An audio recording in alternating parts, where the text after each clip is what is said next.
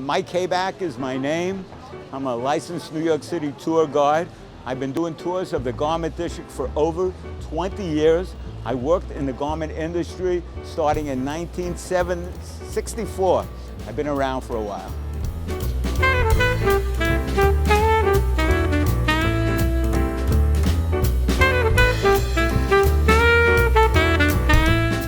I worked in the Bronx, in Alexandria, but our buying office was right down here on 7th Avenue. So I would come here quite often to do stuff.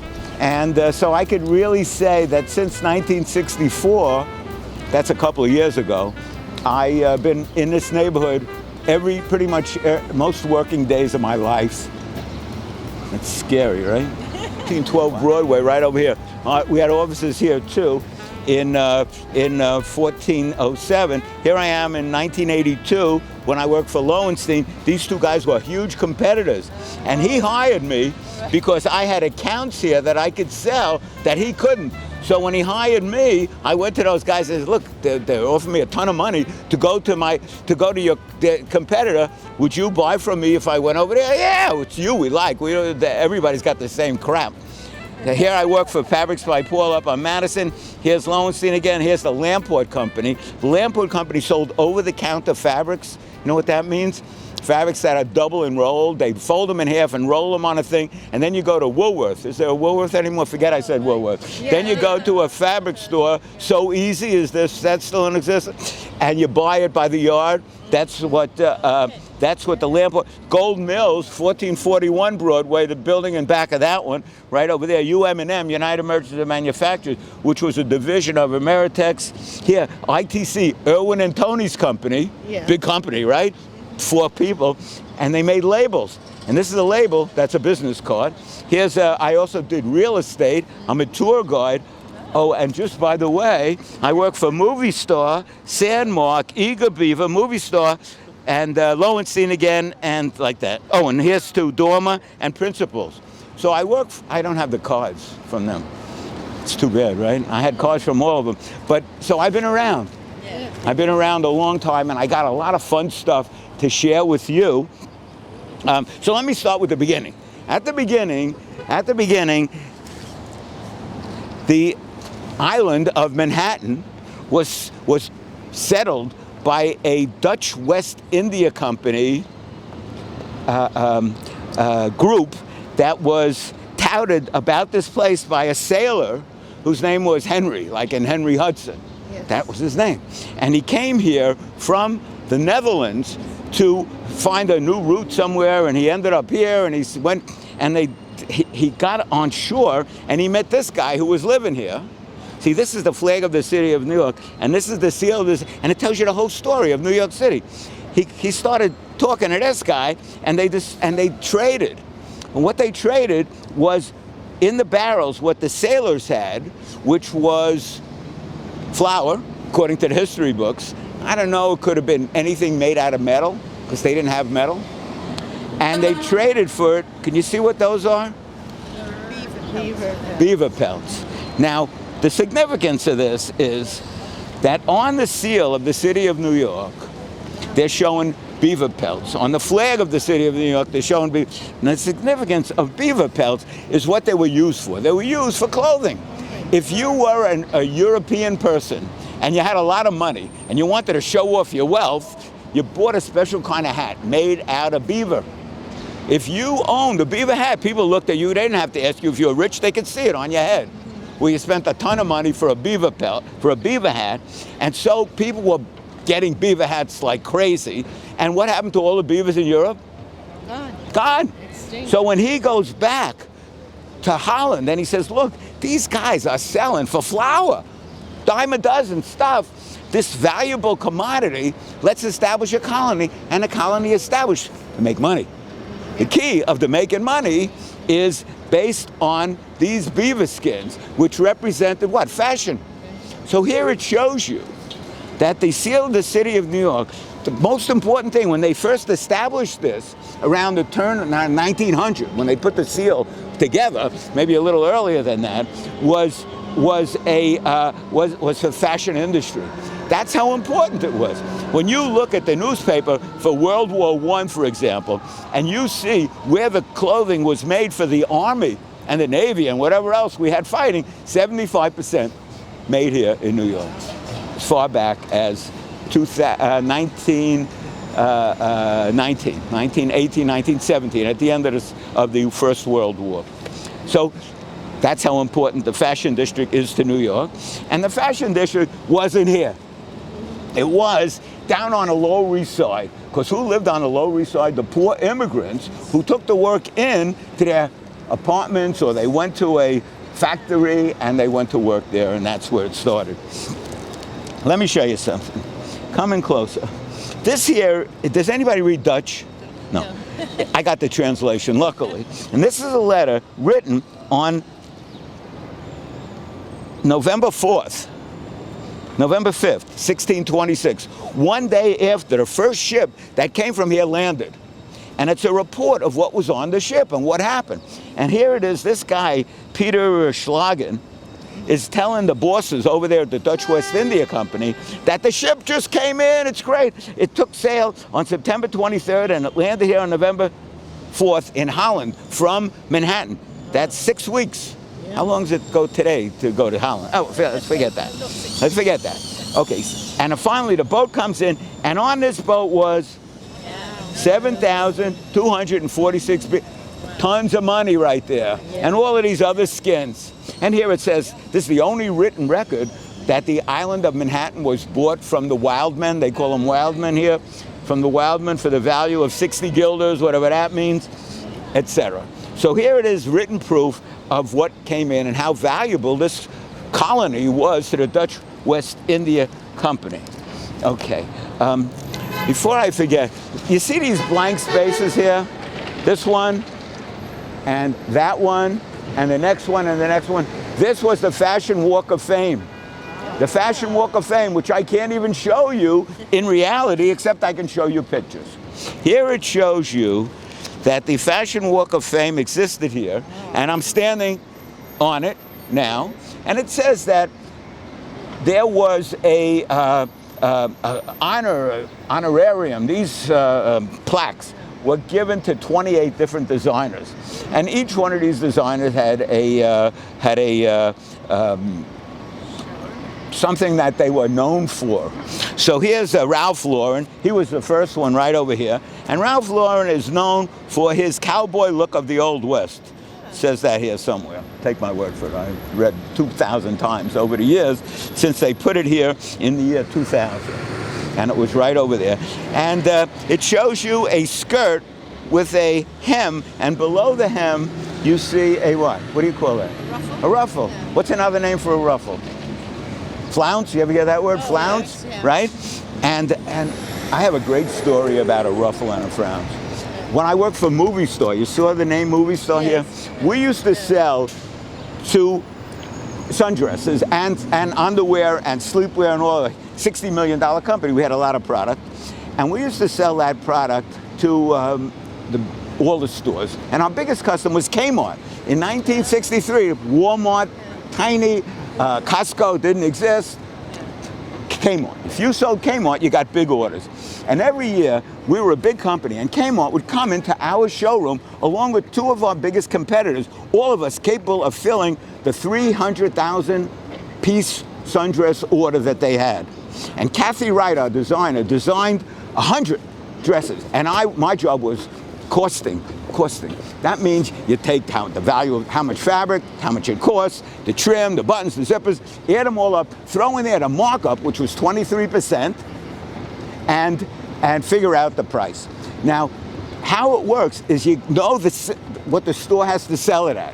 We knew that these were selling, these sundresses in Kmart for $4.99 each.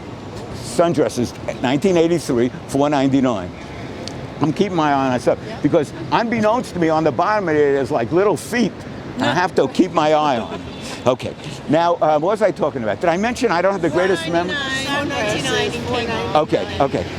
So I'm costing up 100 sundresses that that Kathy Wright designed, and we're getting ready to receive Darrell Williams, going to come in and look at our line. And these are $4.99 centers, which means that Kathy Wright has to make them so that we can make our markup, which is 23%, which means that we have to sell it it means that Kmart has to pay for it because they need a 52% markup.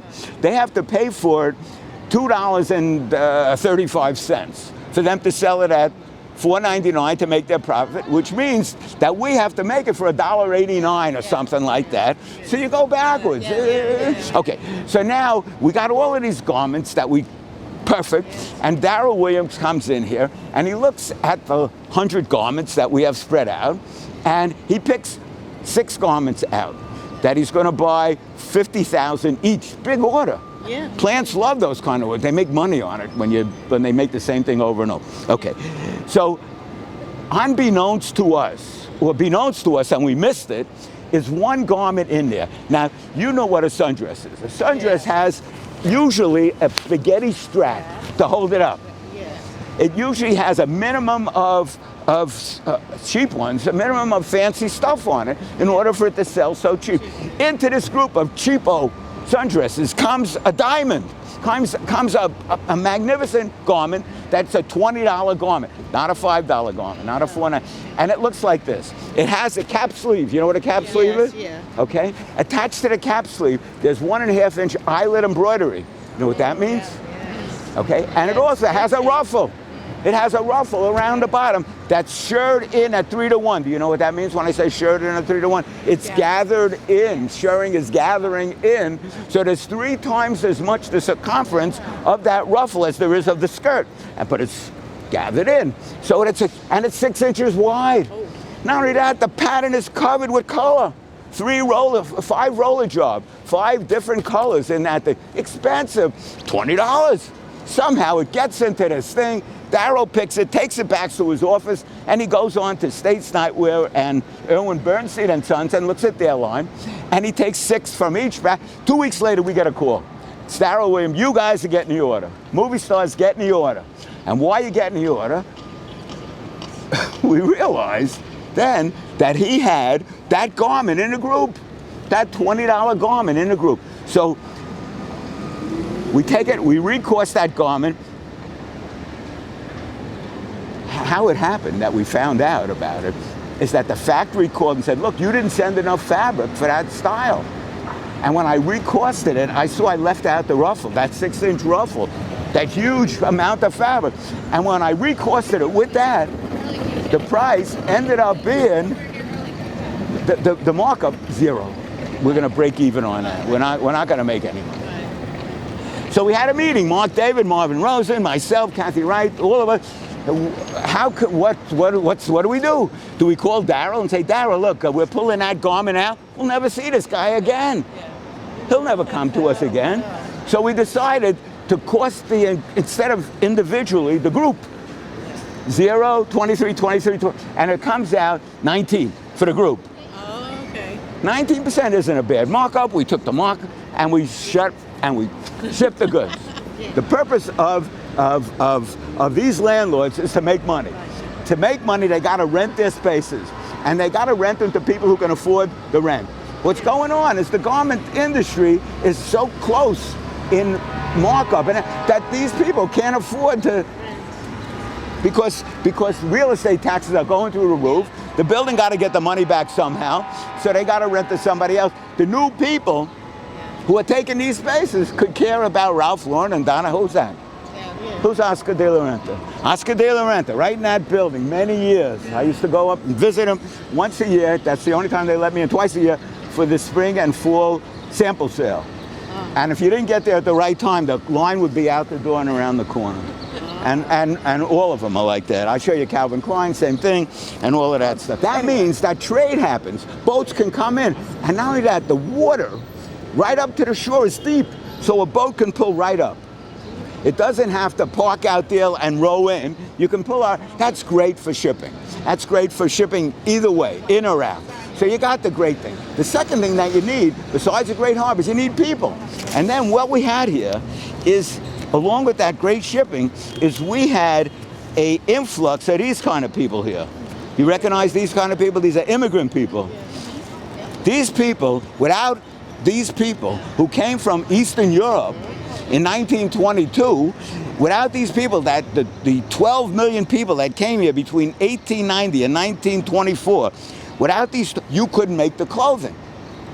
So most European immigrants who came to this country from Eastern Europe, like my mother, my Aunt Ruth, my Aunt Gertrude, and my grandmother, Mamala, went into the garment industry. How else would I have a picture like this? It's my family.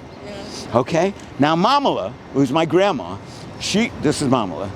This picture was taken 20 years before this picture, because this is taken in front of her store on the Lower East Side where we grew up. Now my grandmother was in the schmata business. You know that word schmata? Schmata is a Yiddish word. It's the only language that she spoke. Never learned English. My mother, my aunts all learned how to speak English, but not Mamala. Mamala never, and she opened a store on Pitt Street, on the Lower East Side, 97 Pitt Street. Standing in front of the store comes a photographer.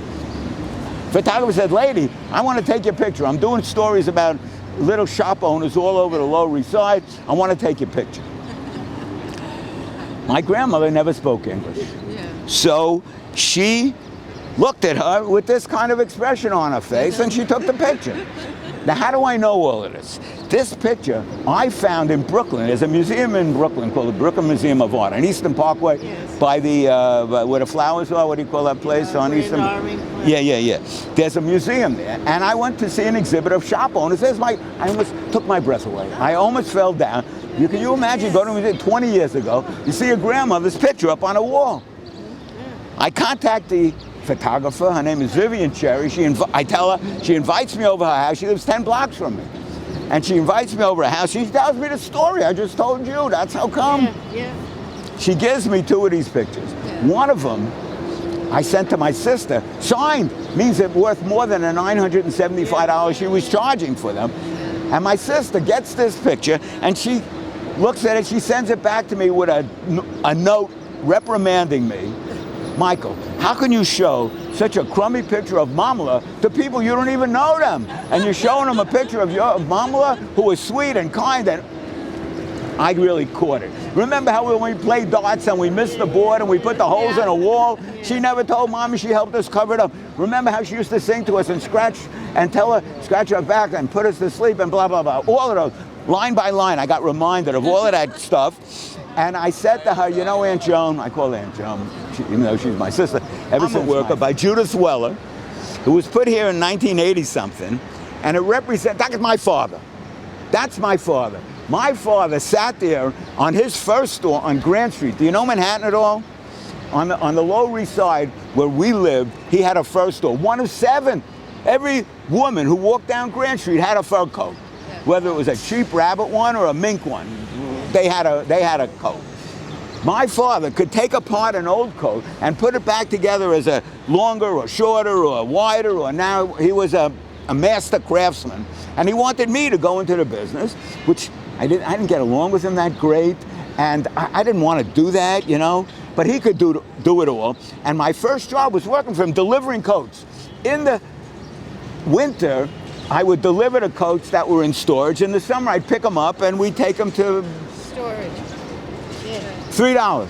I remember, $3 is what he charged. Today, it's probably a little more than that. But we're talking 1950s, $3. Okay, so he's sitting, this guy, Mr. Weller, is sitting at a sewing machine. You want to read about an interesting guy. You read about Isaac Merritt Singer. You know, that name is Singer Sewing Machine Company.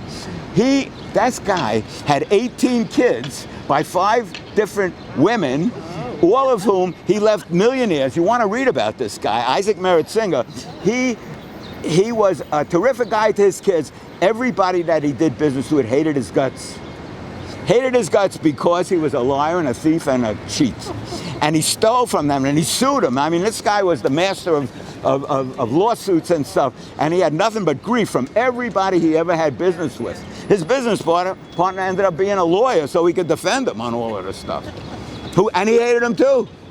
But he made $1 zillion through him. So you know, certainly. Anyway, this is an electric sewing machine. That's the straddle, paddle, what's the name? Treadle. And my father had one of these machines that didn't have a motor, but it had something attached to the treadle, and you did it quick enough, and the needle went up and down at the same speed. Anyway, read about Isaac Merritt Singer. You want to read about a cool, an interesting guy. Sorry. If you had, did you see what's in? Wait till the truck passes. You see that? See that guy rolling those? Yes. That used to be. You would be walking like we did, and we'd see 10 of those just from there to here. I remember, not so long ago. Well, maybe compared to a little kid, it's long ago, but okay, that's how it's changed. Okay, this building is owned by a company called the Charney Company. The owner of that company, Leon Charney, passed away about 4 or 5 years ago. His wife, Silly Charney, from Israel, she loves art, and she likes me. She likes me. That's so rare, because most of the owners of the buildings see me and they go, get out of here. Because they know that I am promoting the memory and the garment industry, and they are not catering to the garment industry anymore. So Tilly Johnny hired an artist called Basmat, and she did all of this artwork that you're going to see here. On the walls here, her husband had all of these pictures.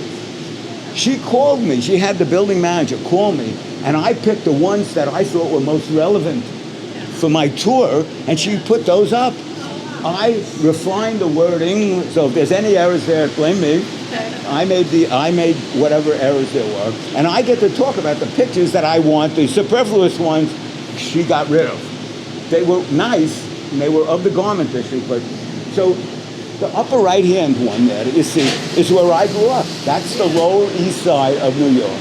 That picture is Essex Street or Hester Street or one of those streets on the Lower East Side.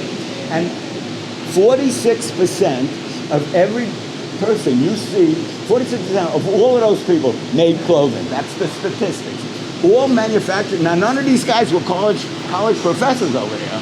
So they were all in some kind of manufacturing. So 46 out of 100 of the people you see in that picture made clothing. And if you went to talk to them, you see the signs? They're in Yiddish. They're in Hebrew. They're in the language that's where I grew up. I never learned how to say. I went to yeshiva, which is a Catholic school for Jewish people, a Jewish school parochial school for Jewish people, and I was no good. So I never learned how to speak. So that's the Lower East Side. Now look at the picture directly below that. That's a factory. Look at the expression on the faces of those people. You see my grandmother. It's the same. Why are they taking my picture? Look. Is it not? So that's a factory. Now we're going to go over closer. Before we go there, do me a favor. Keep in mind that people are going in and out, and we want to not obstruct them, okay? So we're going to stay out of their way. I'm taking this. You got my umbrella. Come.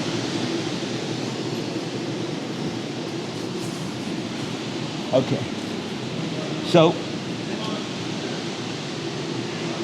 that's a factory, and this is a factory. They're huge, they're tiny. There's all kinds of factories. This is a big one. Above is a sewing factory. You see these women are sewing, yes? And this guy, and that guy, and that guy are doing what? They're ironing. Okay. Now you cannot have a sewing factory unless you have an ironing factory. Because once the garment is completed, if it doesn't look good and you ship it out to it's not going to sell. It's going to sit on a rack because it looks like crap. So every sewing factory has, now the steam for this iron is not the same as the steam for the iron we use at home today, plastic and metal, where you put the water in the back, where you take the cola bottle like my mother used to do and sprinkle okay? The steam for these irons that go all day is made in the factory over by the window where they have a contraption that boils the water and sends the steam to the iron, okay? Now picture that, and look at this picture. The extra steam gets vented outside. The extra steam gets vented outside so that if you saw a building looking like this that was on fire, it was a factory building and it had its irons in it. And now if we're lucky today, I'm going to show you one. One. And coming out of that one building that I'm going to show you, maybe if we're lucky, there'll be 2 steams coming out. Okay, and you'll compare 100 years to today, and you'll see what's going on. Come. So here is Mrs. Shawnee's company, and here is the building. Please note that most of the buildings in this neighborhood look like this. They go up a certain height, and then they're set back to let in the light. To let in the light. That's significant. And I'm going to tell you about that when I tell you how the garment center came to this neighborhood. Because it didn't start here, it started on the Lower East Side, right? Okay. Union meeting. Look at all of those happy faces. They're probably nominating her to be president. Or maybe they're going on strike. Or maybe they're going to have a union meeting, a vote on something, whatever. This is a union meeting. They're all dressed up nice. ILGWU, International Ladies Garment Workers Union. That's a combination of the hat guys and the pants guys and the international ILGW. Over here, step down a little more. If you had been standing right here 100 years ago, you would have been in the lobby of the Casino Theater. This was the theater district. Where I met you was in front of the Metropolitan Opera House. Metropolitan Opera House, right over here. For many, many, many years, Enrico Caruso and all of those opera stars would sing there. This was the theater district. What is this? This is the Casino Theater. See it here? Casino Theater. Right next to it, the Knickerbocker Theater. Right next to that, Maxine Elliott's Theater. Theater district. All of the theaters were here. They weren't here. But strange thing about New York, it started all the way down by where you take the ferry, and it moved. Yeah. It didn't move east, west, or south because you got wet. Yeah. It's long and skinny, so it had to move one direction. It moved north. And as it moved north, each industry kept moving with it, including the garment industry, which moved from the Lower East Side uptown. Where did it move on uptown? It moved uptown along Fifth Avenue. What's going on Fifth Avenue?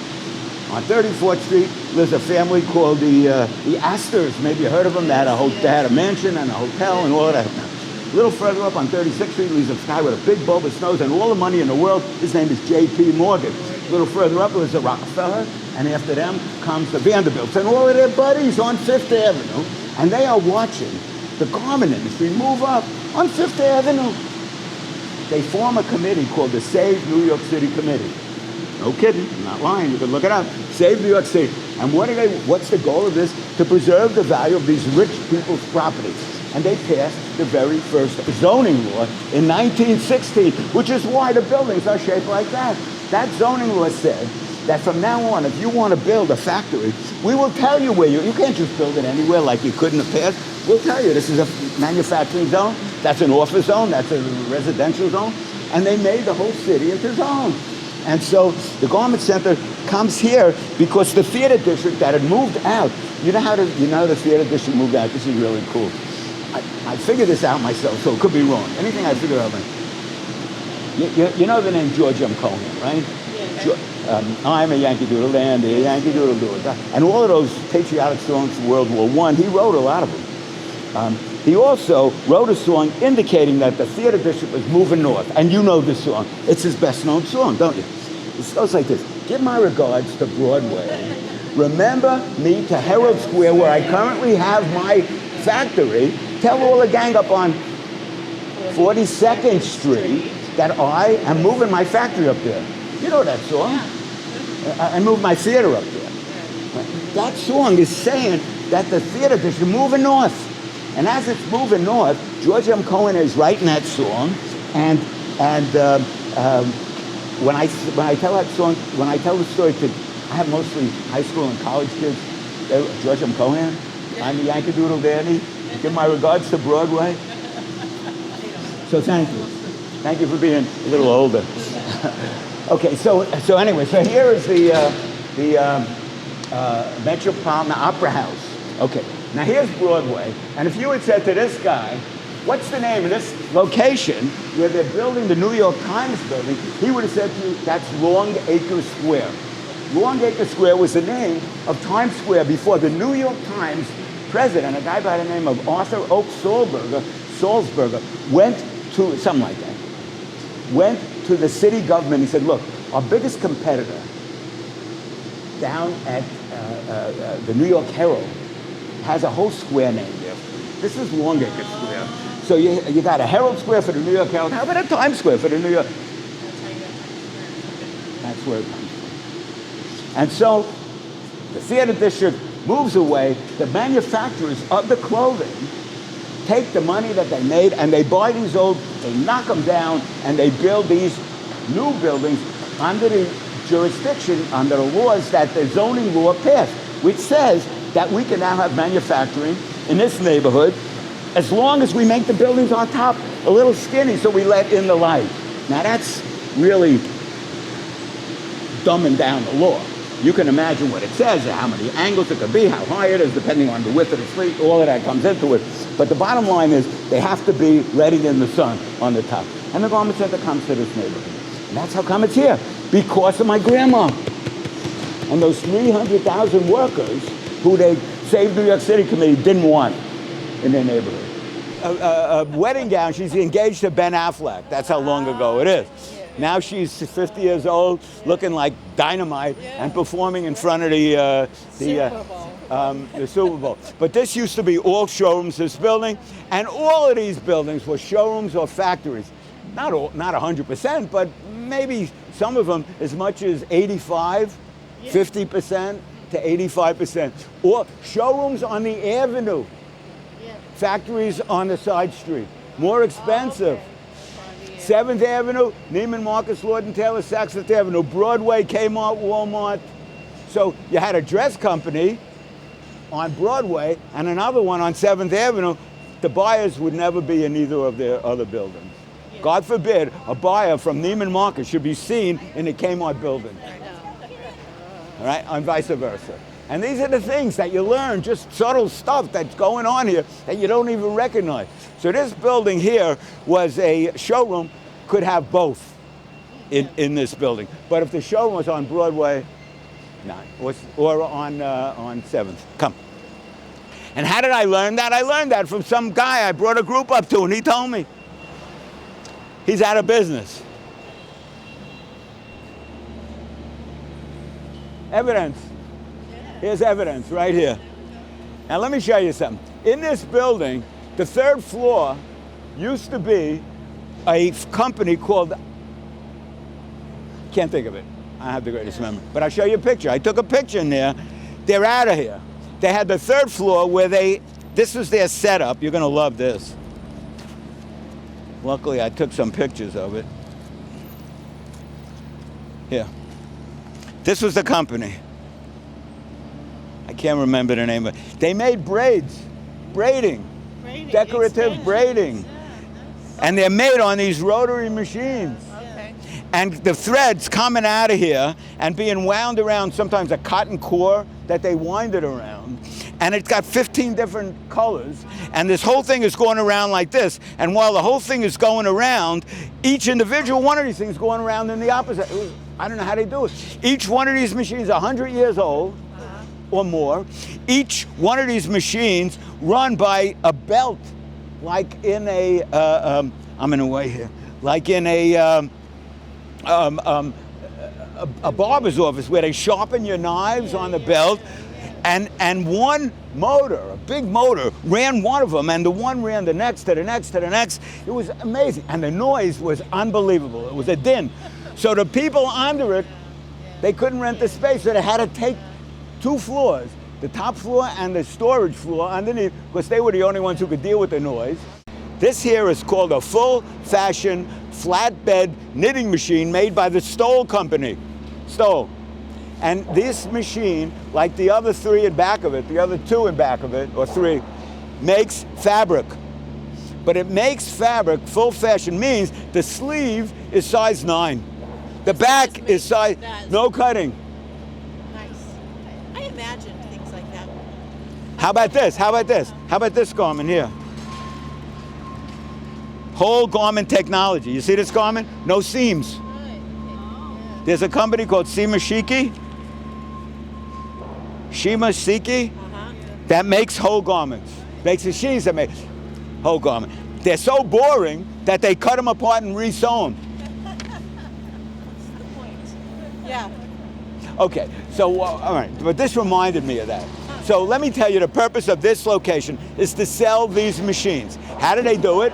How do they do it? They invite into this place, down the basement where they have more machines, where they can make sample yardage, designers from those guys. And they invite them in and they say, these are the capabilities of the machine. And they show them certain fabrics that it can make and the yarns that it can use and blah, blah, blah. And then they go downstairs and they design, these designers, fabric that they have in mind, a garment that they're going to put that fabric into. And they make the fabric and they make the garment and they give the garment to their salesmen who take it up to Neiman Marcus or Saks Fifth Avenue or one of those boutique stores, and they sell 10,000 pieces. The owner of the selling company, of the manufacturer, goes to his factory and says, make this for me. I got an order for 10,000 pieces. And the factory looks at, I can't make that. I can't make that fabric. Say, who bought your machine? I want to sell it. I got to give them an order. And that's how it works. Pretty cool. I'll show you some of the fabrics. Come here, look.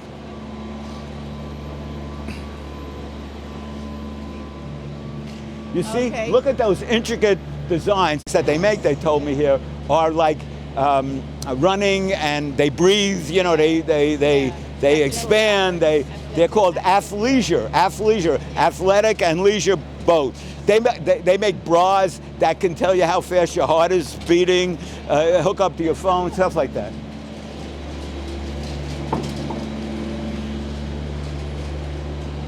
If it's in this window, they made it here. All of those different fabrics. Pretty interesting, right? Come. Began the law, but look at that building right there. It's got no setbacks, and it's the same height. Why? Because if you look at the bottom, you'll see there's a plaza for the public. So they exchanged the plaza for the public for the. You could buy what you want in the back, whatever. He just makes it easy. He's got to pay the rent, and any way he can help him to pay the rent, by selling a sample of stuff or by whatever he can, you know. So anyway, and they also make this. This is all done by hand. I'll show you the machine that presses it on after some person with a microfine glass or whatever places each one of these down, and I mean, it's phenomenal. And what you're going to see back dates back to dinosaurs. Oh. So the real history stuff that we have is tools like this, which you will see many of in the back.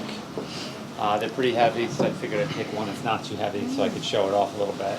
And they did all the work. I mean, we cut the petals and they stitched them one at a time, and there's a couple thousand of them to make this finished dress. So this is over the top. I don't think they actually sold any of them.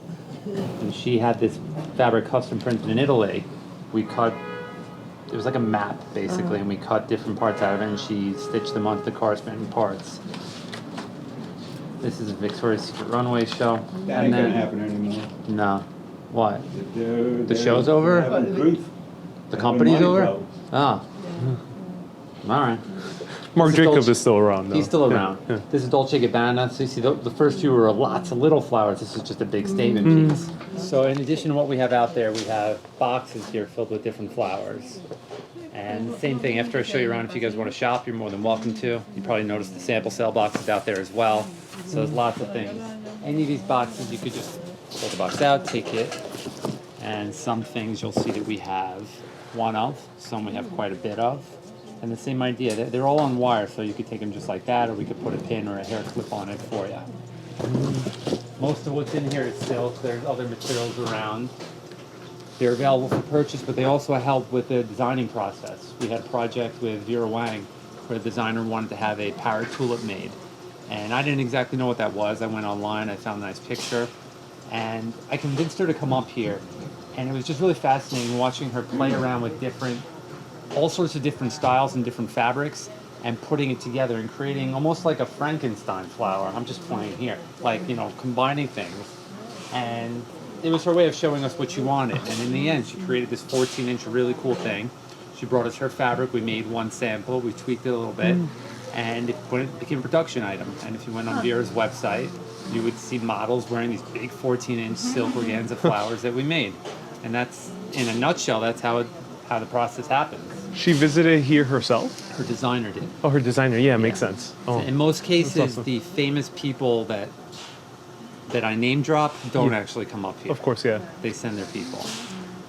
Oh, that's And amazing. your people see their people. And my people see, yeah, so if they don't send if they don't come themselves, I don't show myself. I'll send one of my people. I'll have Mike meet with them. Quid pro quo, yeah.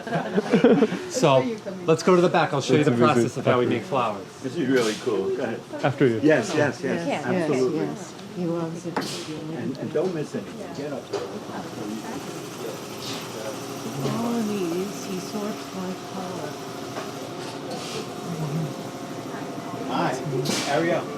So Yes. this is the guy I think you ought to say hello to him and Yeah, tell of him what you course. do, and Yeah. maybe he'll. Oh, wow. Oh, that's amazing. Everything you see here is behind you. That is amazing. So you're gonna take pictures later. Listen to it. Yeah.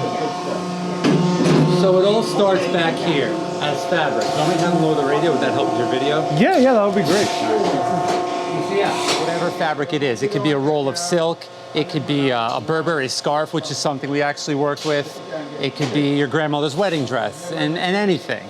And the first thing we do is we come on over here and we take the material and we apply a fabric stiffener to it. And we stretch it on those wooden frames in the back. And we'll get around there so you can see them more clearly. So you can see a few different layers that we have. This is a silk organza. It's a very lightweight fabric. There's probably 16 pieces here, and you can see we've clearly done some cutting. If you take a heavier material like this is a silk file. This is a thicker, heavier fabric. You can't cut as much. So this we layer by 4. So each material we have to sort of adjust based on what we're cutting and how thick the fabric is and how much of it we have. So in the old days, we would take a tool. All of the tools like this are give or take 100 years old. They all had a stem like that. And they're really sharp on the bottom, like a cookie cutter. Very sharp. And that's how you cut the flower petals. So back when Mike was running things, we had hammers like this. You would take a hammer, you'd swing it really hard, and you would cut out a flower petal. So on occasion, I've seen Alex do that. I avoid doing it because I'm always concerned I'm going to hit my hand. As long as I've been alive, we take the same tools that have been in the family forever, and we actually cut the stem off. And instead of swinging hammers, we use these die cutting machines over here. And I'll show you quickly how we do that. You're not going to do it with the hammer? Not today. So you push a button here, and this machine comes down with more power than anybody's arm. So it's faster, it's more efficient, and as long as you don't put your hand underneath, it's generally safer.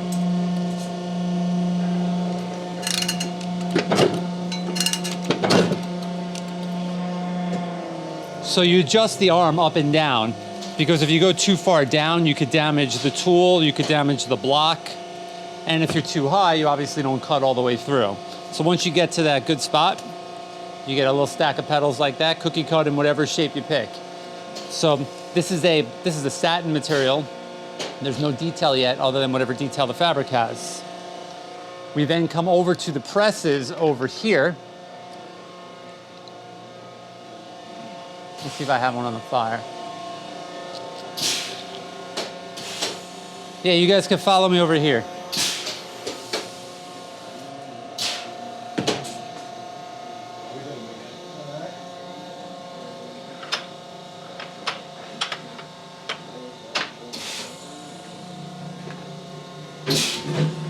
So this is where we give the petals their different texture. We could take any petal. You could take a handle, or in this case, a vice grip. The gas is still not working? Still not working. So what Mike is asking about, this is an old gas press that has a stove underneath. Unfortunately, the gas in our building has been out for a few months. It's a bureaucratic thing at this point. They're just waiting to get things signed off to bring it back. So we're doing little MacGyvering in that we're using these coffee pots to heat the tools up, and then using the press here to actually do the detailing. So I'm taking this petal that we just cut together. I found a veiner that is not a perfect match, but that's the beauty of this process, is that you can take any vein or any petal and you can come up with something new. Right? It puts the veins in. Veiner. So I take it like that, I put a little pressure. He's ironing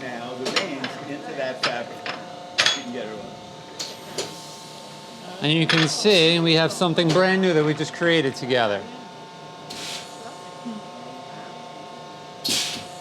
So, in this particular case, I just took a random cutter, I found a veiner here that fit, and we created this new shape. But We can do here is this. an actual job that they have an order for that this gentleman is making, preparing it to go into the veiner. Now, I've already mentioned that we don't have the gas working and we can't use these. Fortunately, there is a new way that we use, which is what the gentlemen are doing right over here. So these guys are using, and you guys can walk in here if you'd like. These gentlemen are using an electric press. It essentially does the same thing that I just did. Instead of having to manually pick up and put down the tools, it's all done by a machine. Instead of the gas stove, which we have no gas, it's an electric hot plate, so that's a win for obvious reasons. In the summer, it's also a lot less radiating heat. In addition, another big benefit is that these tools are very heavy. Gosh, yeah. Wanna give it a try? Two hands. I won't let her drop it. So on the way out, if you guys want to feel, you can see they're very heavy. So the beauty of these hydraulic presses is that you don't have to actually pick up and put down the tools that are heavy and hot at the same time. And you don't have to rely on having gas. Exactly.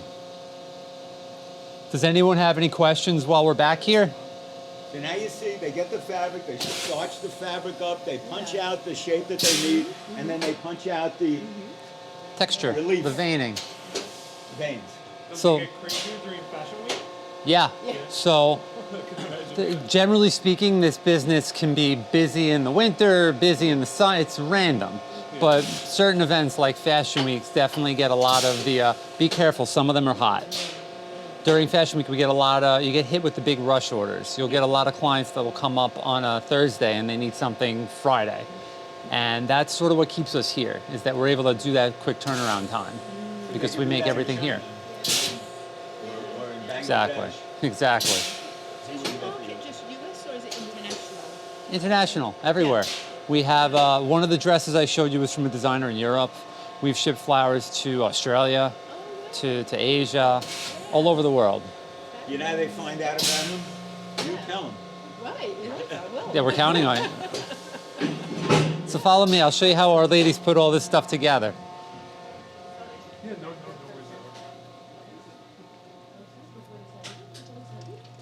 Está bien. Está tirando los misiles. Está tirando los misiles, niña. Se perdió hasta el... How many layers you want to put in? Because this is the original. Hasta el paseo.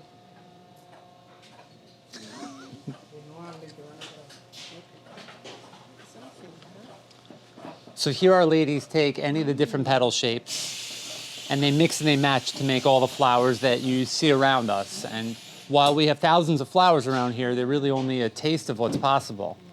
You saw we just played around in the back, we created this new petal shape. We could make a flower out of this. So I'll play around, I'll show you some of the techniques that our team does.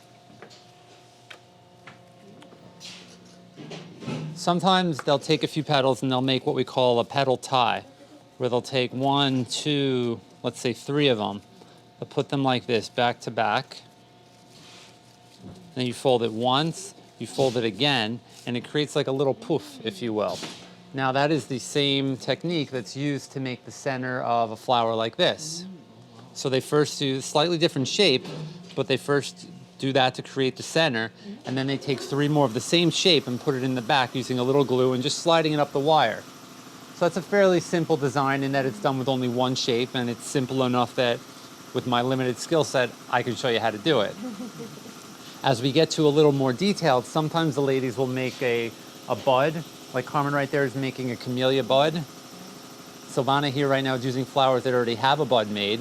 And without getting too specific, because I'm just not that good at it, they basically take petals like this, that's cupped up, and they'll curl it around.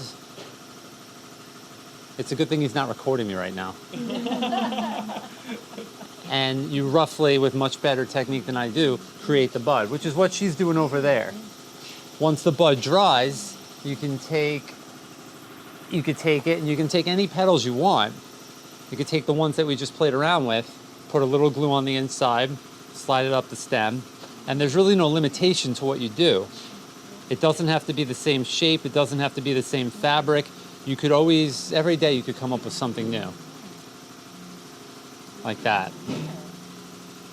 Once you're finished, you have a flower that's on a stem, like these velvet camellias that Silvana's working on. Some people take them just like that.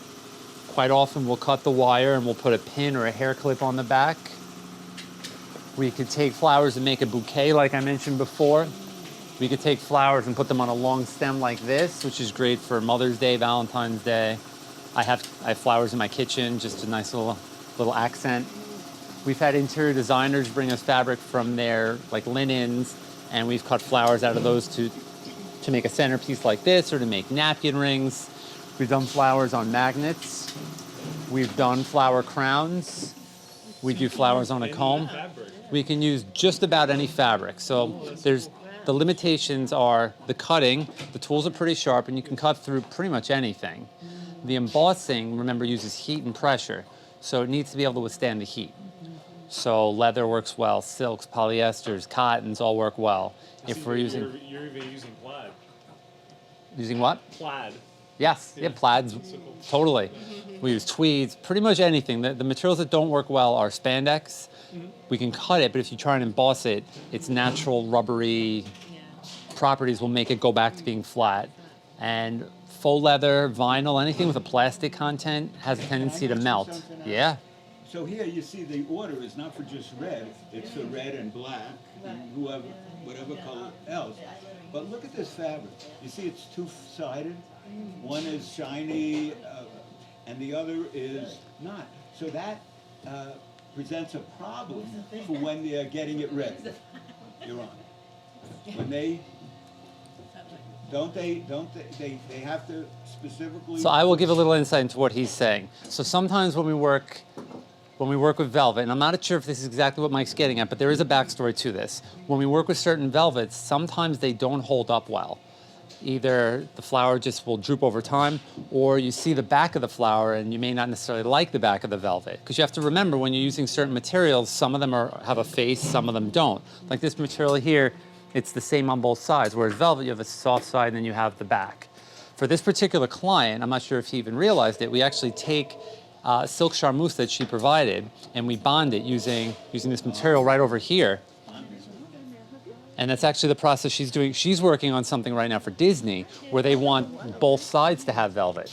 So she takes a piece of velvet, a piece of this lining right here, and then another piece of the velvet, and she's gonna take a heat press and put it together. So it's one of those things that if you don't actually see the process or you don't understand the process, you wouldn't even realize it happened. Someone will buy this flower and they won't realize that somebody took a velvet and a charmeuse to back it like that. But the nice part is that, as he pointed out, the back is shiny, it looks more finished.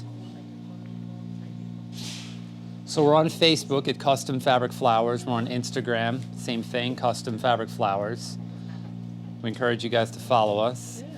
If you want to put this video on any of that, that'd be awesome. Yeah, just tag us. Cool. Does anyone have any questions? So you get clients from all over. Yeah, aside so- from the so fashion I'm industry coming as here well. with a hat, Yeah. with nothing on Oh, I it. see. So think of it this way: we're a 104-year-old company. For 70 or so years, it was garment center factories. The whole garment center was different. It wasn't all outsourced anymore. Everything was made here. So the majority of our business, this is before my time, was designers, fashion houses, kids wear, women's wear, men's wear in New York. Little by little, and then eventually fast, all these designers and stuff fled and went to Bangladesh, China, the moon, wherever they make stuff now. Cheap on the moon. And the moon has very, very cheap labor.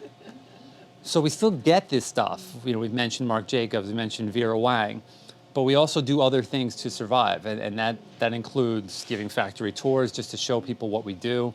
That includes advertising online. You'll get a milliner, a milliner is a hat maker. You'll get people that aren't even milliners. Someone who's just going to the Kentucky Derby. They found that they've got a hat, it's plain, they want to jazz it up, and they'll buy a few flowers. And we welcome that. I mentioned the custom bouquet. That was just somebody who found us on the internet. We get a lot of these orders now. We sell on Etsy, we sell on Amazon.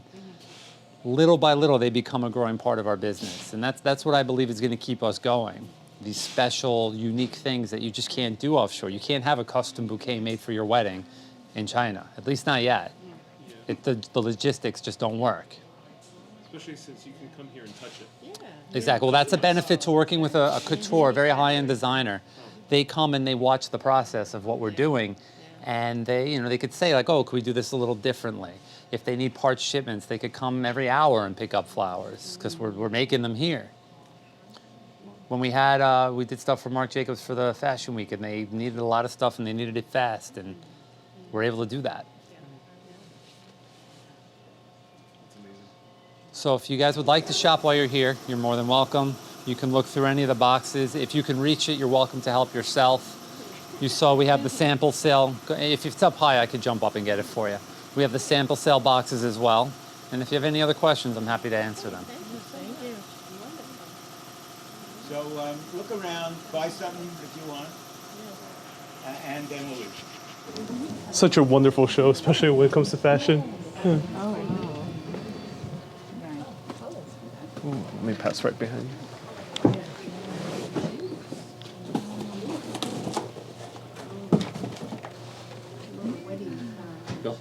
Oh, wow.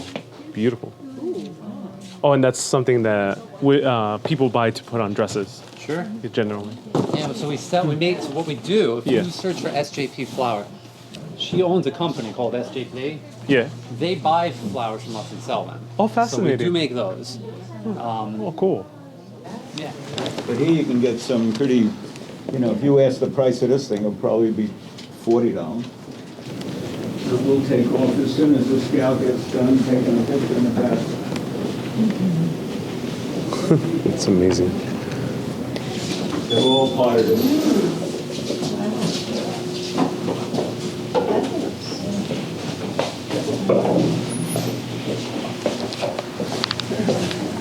I'll catch up.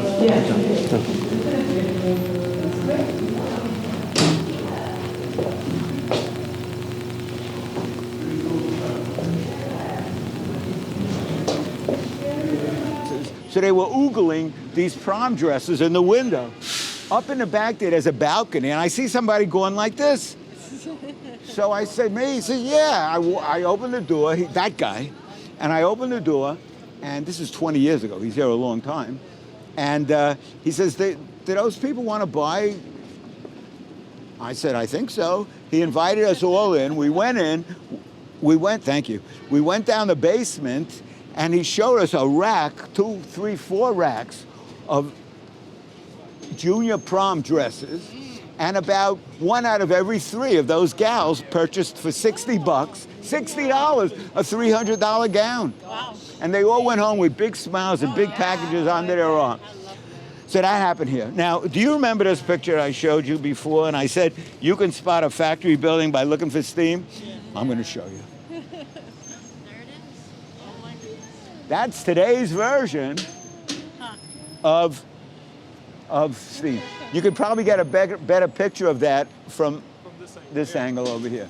Let me explain to you so you get an idea, because this is the scenario where you can see exactly what I'm talking about.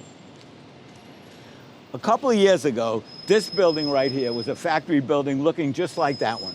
Some of these are $900. So let's say that you are a designer and you come in here and you buy 5 yards of this fabric for $700.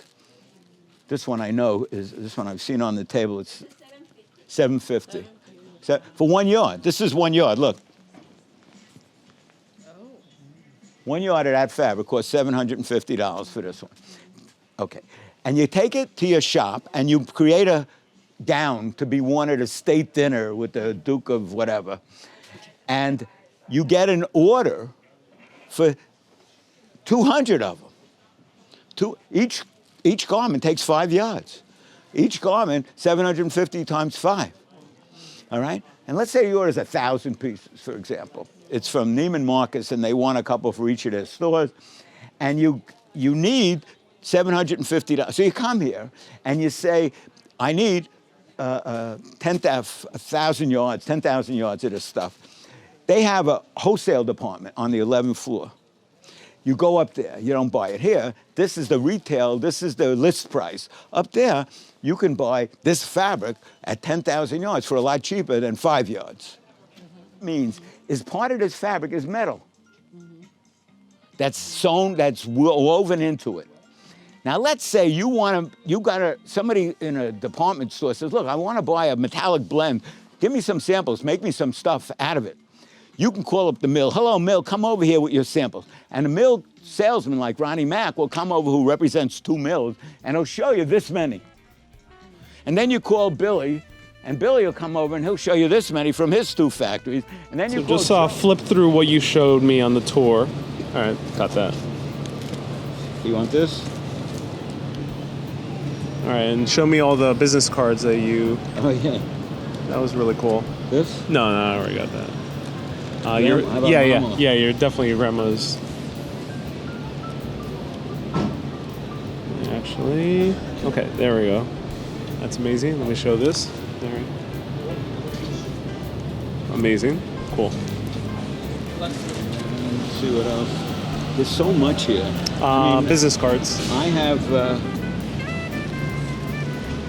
No, business. That's all stuff I can find. No, you can't.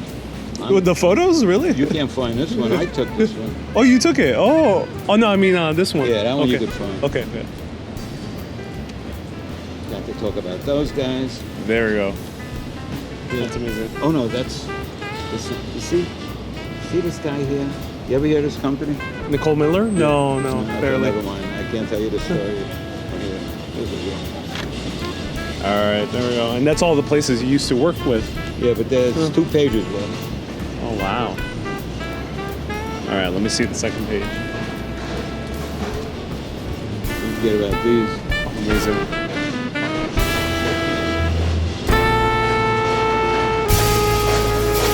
Wonderful. Thank you.